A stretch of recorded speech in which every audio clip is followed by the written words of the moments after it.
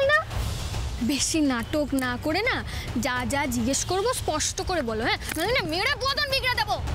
হ্যাঁ, আমি সে যে তোমার দিদিকে ভালোবেসে বিয়ে করে নিজের বাড়িতে নিয়ে যেতে চেয়েছিলাম, কিন্তু তুমি আমাকে মারার পর, সরি, বোঝানোর পর আমি বুঝতে পেরেছিলাম যে আমি কোনো দিক থেকেই বর্ষার যোগ্য নই। আর তাই তো বর্ষার জীবন থেকে অনেক দূরে চলে যাওয়ার সিদ্ধান্তটা নিয়েই নিলাম। এত ভুলভাল কথা বলে কেন আমার ধৈর্যের পরীক্ষা নিচ্ছ বলো তো? ধৈর্যের পরীক্ষা সে তো ভগবান আমার নিচ্ছে। তাই সেদিন তুমি আমাকে মারার সরি বোঝানোর পর আমি কোনো প্রতিবাদ করিনি।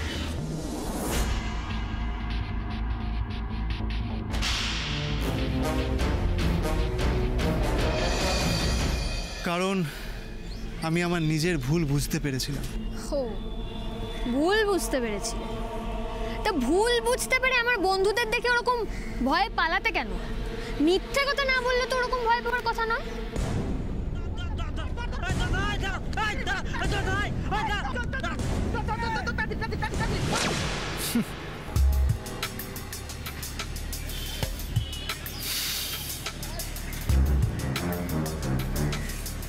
এখানে আমার কোনো দোষ ছিল না বকুল। ধরো তোমাকে হঠাৎ করে অনেকগুলো লোক তাড়া করলো, হঠাৎ, এবং কেউ তোমার কথা শুনতেও চাইছে না, তখন তুমি নিজের প্রাণ বাঁচানোর জন্য কি করবে? পালিয়ে যাবে তো? আমিও ঠিক সেটাই করেছিলাম, পালিয়ে গিয়েছিলাম। তুমি বসিরহাটে থাকো না? বসিরহাটে না তো। ও আচ্ছা, বুঝেছি। কি বুঝেছো? তুমি বসিরহাটের কেশবের কথাই বলছো, তাই না? তুমি চেনো ওকে? চিনি, তবে পরিচয় নেই। শুনেছি যে ওর কিছু পলিটিক্যাল কানেকশন আছে, বোধহয় ওর বাবা ওখানকার এমএলএ, তবে আসে মাঝে মাঝে এখানে। আর ফিয়ে না, যেটা জানো পরিষ্কার করে বলো, তাড়াতাড়ি তাড়াতাড়ি। বর্ষাকে দু একবার দেখেছি ওর সাথে। তুমি যখন কেশবকে চেনো তাহলে একটা কাজ করো, কেশব সম্পর্কে যাবতীয় যা যা ইনফরমেশন তুমি আমাকে দেবে। আমি? হঠাৎ আমি কেন? আমি বলছি তাই। যদি শান্তি নিয়ে জীবনে বাঁচতে চাও তাহলে কোনো রকম কোনো চালাকি না করে কেশব সম্পর্কে যা যা ইনফরমেশন পাবে আমাকে দিয়ে দেবে, ব্যাস। এই নাম্বারটা দাও। কার? তোমার ফোন নাম্বার দাও।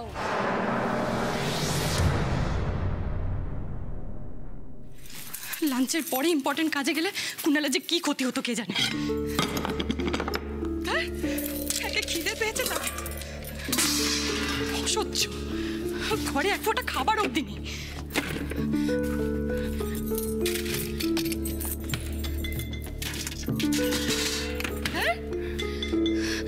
আসার সময় একটা দোকানও খোলা পেলাম না যে কিছু খাবো, কে গরম, তার মধ্যে একটা এসি ট্যাক্সিও পেলাম না আমি। এখন খিদে পেয়েছে, এখন ঘরে খাবারও নেই। বকুল, এই সবটা হয়েছে বকুলের জন্য। আমাদের ধরবে বলে আগে এসে উপস্থিত হয়েছে। এসব কি কি শুরু করেছো ভর দুপুরে? একটুখানি ঘুমিয়েছিলাম, তোমার শান্তি হয়নি তাই না? এগুলো কি আরম্ভ করেছো? এরকম বাসনপত্র ছুঁড়ে ফেলছো কেন? এই মেয়ে, এইসব বাসনপত্র কি বিনে পয়সায় নাকি তোমার বাপের বাড়ির টাকা দিয়ে কেনা? শুনুন পিসি, আপনি কিন্তু আবার আমাকে উল্টো পাল্টা কথা বলছেন। আর রান্না করে খাবার নেই কেন? ফ্রিজও ফাঁকা, আপনি কি সব কিছু খেয়ে দিয়ে বসে আছেন? এই, এটা আমার বাড়ি, আমার যতবার ইচ্ছে খাবো, যতক্ষণ ইচ্ছে খাবো।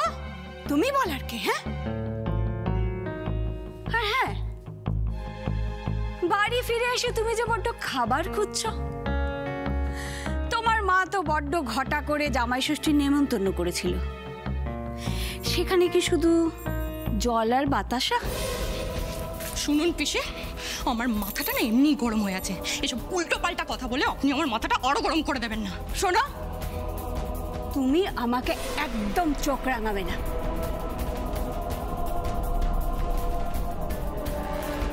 খোকনটার জন্য বড্ড চিন্তা হয়। সেই ছোটবেলা থেকে ওকে কোলে পিঠে করে মানুষ করেছি। ছেলেটার কপালে এরকম একটা শ্বশুরবাড়ি জুটলো।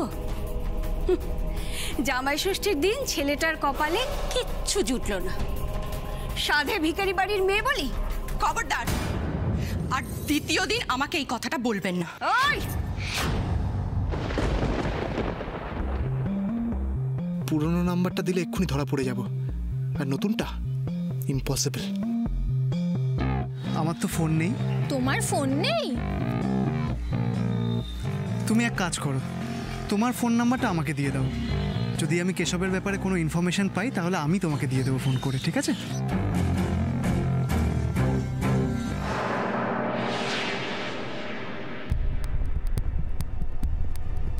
বকুল, তোমার নাম্বারটা বলো। লেবো।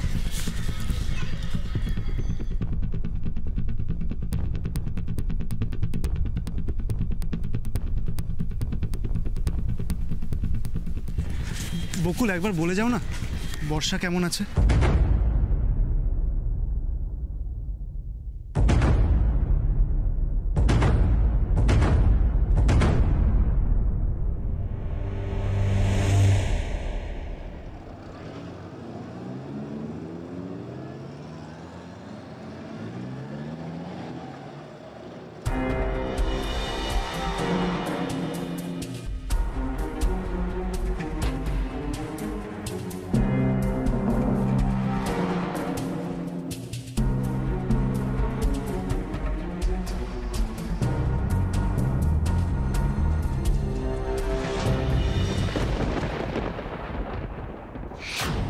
আমাকে ছোঁয়ার চেষ্টাও করবেন না, ভালো হবে না বলে দিচ্ছি।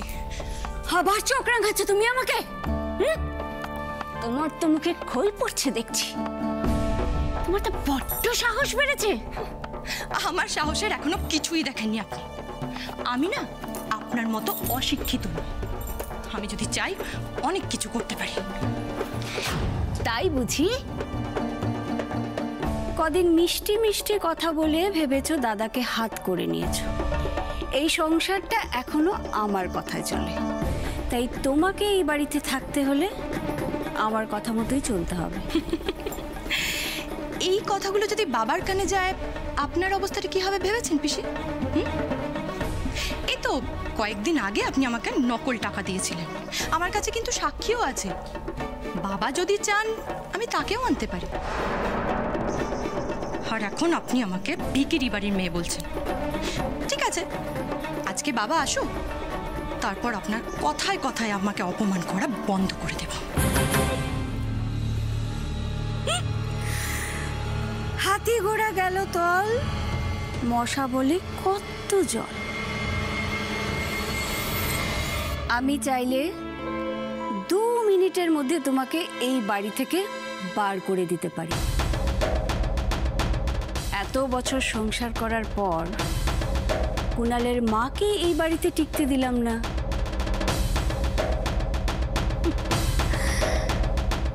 আর তুমি তো কোন ছাড়।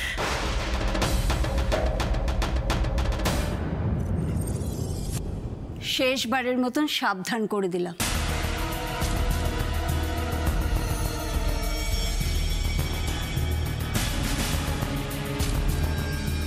এই তো দেখছি গভীর জলের মাছ, বুঝে শুনে পা ফেলতে হবে।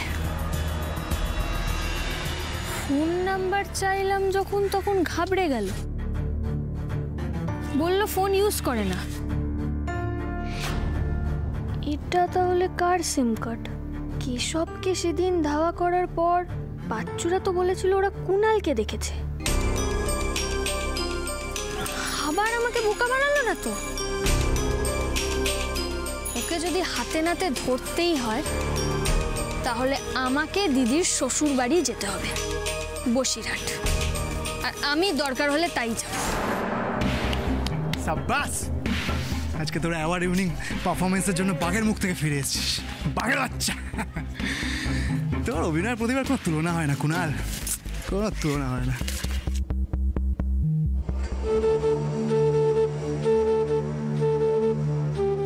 চিপস আর কোল্ড ড্রিঙ্ক কিনতে গিয়ে বকুল গেলেন কোথায়? স্ট্রেঞ্জ।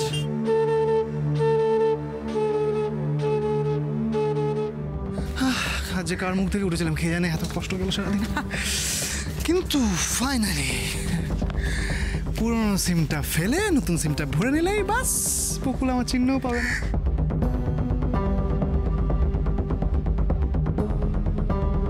সিমটা কোথায় গেল?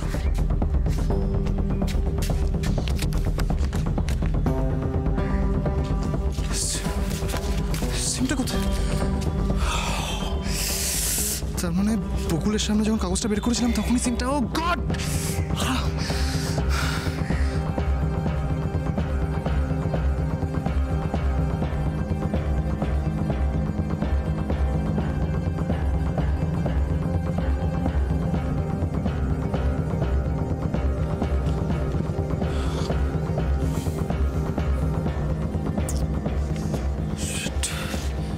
কোথায় গেল সিমটা? এখানেই তো আমি ছিলাম দাঁড়িয়ে। কি রে, তুই এখানে? আমি তো এমনি এই স্কুলের ডকুমেন্টসগুলো ফটোকপি করতে এসেছিলাম। তুই এখানে কি করছিস? স্কুলে? আচ্ছা যাই হোক, মানে আমি ওই সিনেমা দেখতে এসেছিলাম। আরে বাহ, জামাই ষষ্ঠীর দিন নতুন বউকে নিয়ে। গুড গুড গুড, যা যা যা, ভালো ভালো। ওই আর কি, মানে কুণালের সঙ্গে তো বকুলের ঝামেলা। না, বকুলকে নিয়ে বেশি কিছু না বলাই ভালো, কুণালের খারাপ লাগতে পারে, আর বকুল দেখলে বকুলেরও খারাপ লাগবে। উফ, এখনই ঋষির সঙ্গে দেখা হতে হলো। এখান থেকে তাড়াতাড়ি কেটে পড়া দরকার। বলা তো যায় না, হয়তো বকুলই পেয়েছে আমার সিম কার্ডটা। এক্ষুনি যদি বকুল আবার এখানে চলে আসে আমার সন্ধানে, ব্যাস। কিরে, হ্যাঁ দাঁড়িয়ে রইলি কেন? যাবি না? সিনেমা শো শুরু হয়ে যাবে তো। যা যা, আরেকদিন বসিয়াটা আয় বৌদিকে নিয়ে, ঠিক আছে? জমি আড্ডা হবে। ইলেকশনের পর তো এমনিতেই যাবো তোর কাছে, তাই না? ওই ব্যাপারটা মনে নেই? ও আচ্ছা, রাইট রাইট রাইট, ওই কেশবের ব্যাপারটা না? ঠিক আছে, চলে আয় না, দুজনে মিলে খুঁজে বার করবো, ঠিক আছে? দুজনে মিলে, হ্যাঁ ঠিক আছে, আজ আসি, ঠিক আছে? Ta tata.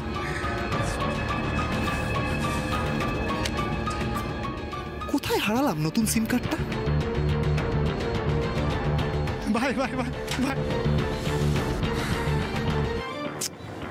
বকুল কোথায় গেলেন?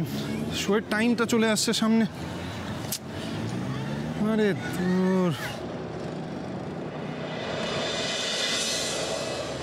সেদিন গ্যারাজের ছেলেটা এই ছেলেটা হচ্ছে সেই ছেলেটা যাকে দেখিয়ে আপনাকে বলেছিলাম না যে খুব বাজে ছেলে। কে কোন ছেলেটার কথা বলছিস? বল বল, কুণাল। হ্যাঁ কুণাল।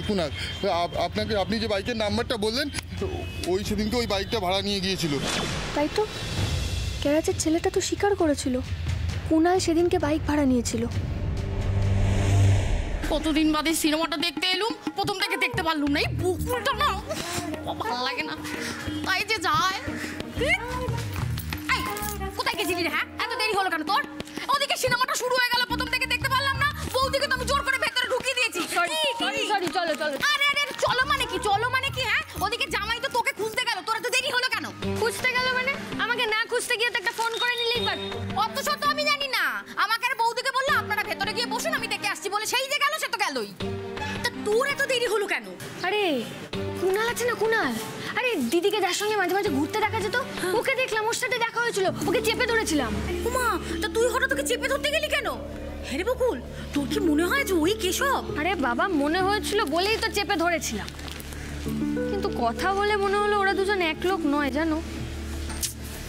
একটা সন্দেহ না টুম্পা মাসি আমার থেকেই যাচ্ছে। আজকে আর এসব কথা জানিয়ে সবার দিনটা খারাপ করব না। কার ওপর সন্দেহ থেকে গেছে আপনার?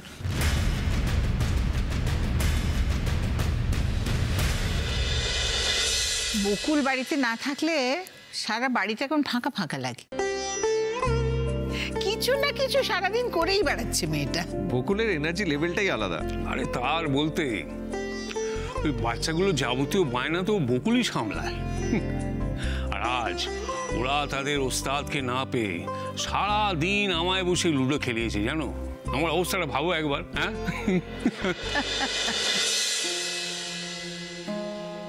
ওই তো কাকিমণি চলে এসেছে।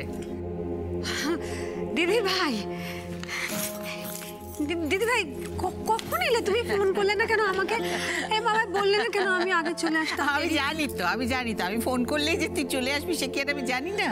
ওই বছরে তো ওই একটা দিন মায়ের কাছে আদর খেতে যাস, জামাই ষষ্ঠীর দিন, তাই আর জ্বালালাম না। আর তাছাড়া ওই একটু সারপ্রাইজ দিতে ইচ্ছে করলো, বুঝলি তো। হ্যাঁ রে, ঠাকুর আসেনি? তুই কি একা ফিরলি নাকি? না, এসছিল, আমাকে নামিয়ে দিয়ে গেল। ওই কি কাজ আছে বললো, ফিরতে দেরি হবে। কাকুমণির আজকেও দেরি হবে? এত কি কাজ? গরম চা। নিশ্চয়ই খুব টায়ার্ড। শিখে এটা ধরো, অনেকক্ষণ ধরে অনেক কথা হয়েছে। ধরো ধরো। তুইও বাড়ি ফিরে এসছিস, আমারই দেরি হয়ে গেল। কি হয়েছে তোর? আমার কি হবে দিদিভাই? কিচ্ছু হয়নি। বাড়িতে সবাই ঠিক আছেন তো? হ্যাঁ হ্যাঁ, একদম ঠিক আছে, সবাই ঠিক আছে। আমার অভিজ্ঞ চোখ কিন্তু অন্য কথা বলছে রাগিনী। কিছু একটা হয়েছে তোমার। সমরের সঙ্গে কিছু হয়েছে, তাই তো? ওর কোনো ব্যবহারে তুমি অভিমান করেছো। সমরটা বড্ড কাজ পাগল। এই দেখো না, আমি ওকে কাজ কমাতে বললে ও শোনে না। ওর কথা কিছু মনে করো না। ঈশ্বর করুন আপনার কথাই যেন ঠিক হয় দাদা। স্বার্থ সিদ্ধির জন্য শুধু শুধু যেন কোনো অসৎ পথে না যায়। ছোট দিম্মা, ছোট দিম্মা,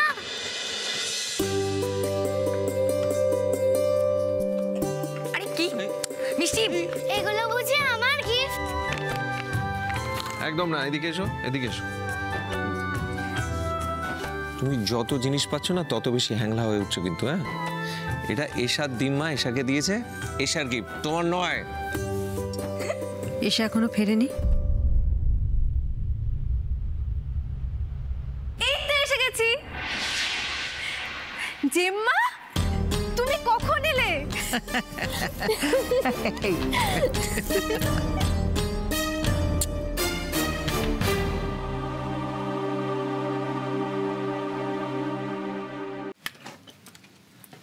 এসো।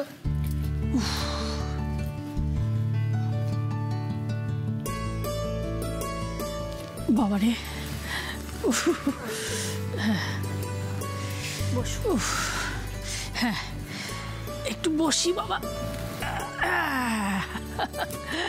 দেখেছো তো নাচ জামাই, আমাকে নিয়ে বেরোনোর কত জ্বালা। এই ধরে ধরে নিয়ে চলো, একটা কোথাও বসাও। আমাদের কিন্তু কোনো অসুবিধা হয়নি আপনাকে নিয়ে। আপনার বেরিয়ে ভালো লেগেছে কিনা সেটা বলুন। তা তো লেগেইছে, নইলে তোমরা একটু জোর করতে না করতেই অমনি বেরিয়ে পড়লাম। তবে কি জানো তো, এই বয়সে হিন্দি সিনেমাটা একটু বাড়াবাড়ি হয়েছে মনে হচ্ছে।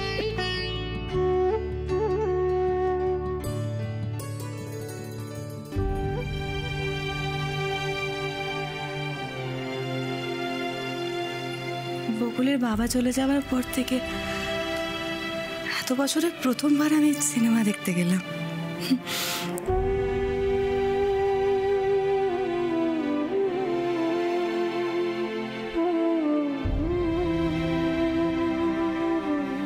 এইসব সিনেমার হুজুগ তুলে আমি অজান্তেই আপনাদেরকে কষ্ট দিয়ে দিলাম। বাবা না না, কষ্ট কেন দেবে? আসলে পুরনো কথাগুলো সব মনে পড়ে যাচ্ছিল। জানো তো ঋষি, বকুলের বাবা না সিনেমা দেখতে খুব ভালোবাসতেন। মাঝে মাঝে আমরা দুই মেয়েকে মায়ের কাছে রেখে নাইট শো সিনেমা দেখতে চলে যেতাম। বাহ, এই তো দারুণ ব্যাপার।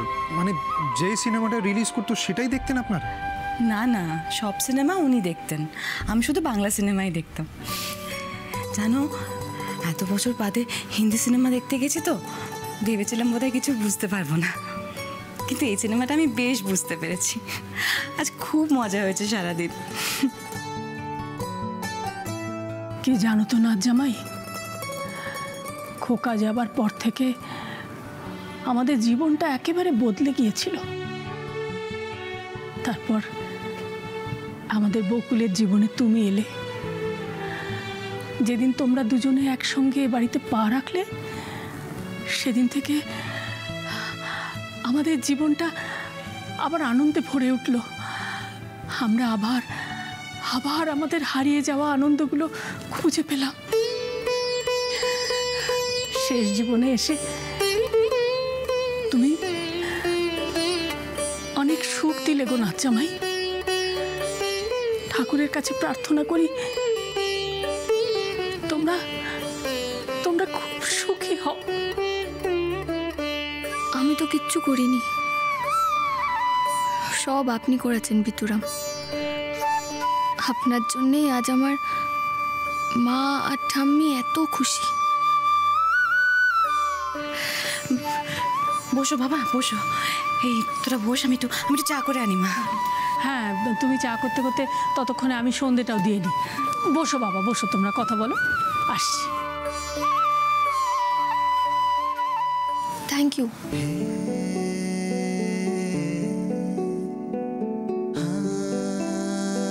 আরে সত্যি মন থেকে বললাম, এত সুন্দর একটা দিন আপনি উপহার দিলেন, তাই আমি আপনার কাছে এর জন্য চিরঋণী হয়ে থাকব।